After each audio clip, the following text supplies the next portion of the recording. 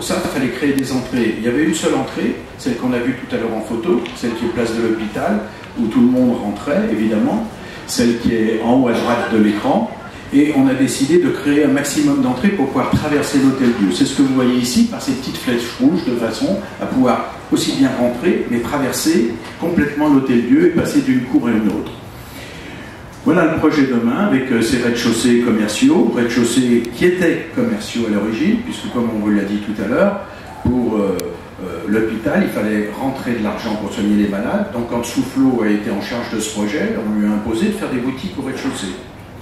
Ces boutiques qui ont été ensuite transformées en différents laboratoires ou lieux d'internat ou d'enseignement, et que nous allons rendre à leur fonction initiale, c'est-à-dire le commerce.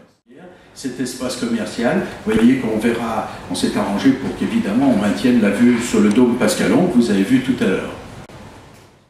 Dans cet espace, des plantes aromatiques et médicinales qu'on utilisait au XVIIIe siècle.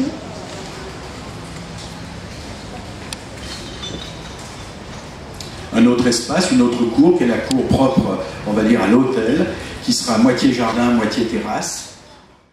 De ces lieux et vous vous rappelez évidemment ce qu'était d'abord cet hôpital, mais aujourd'hui la préservation de ce patrimoine cher aux Lyonnais. Merci beaucoup Albert.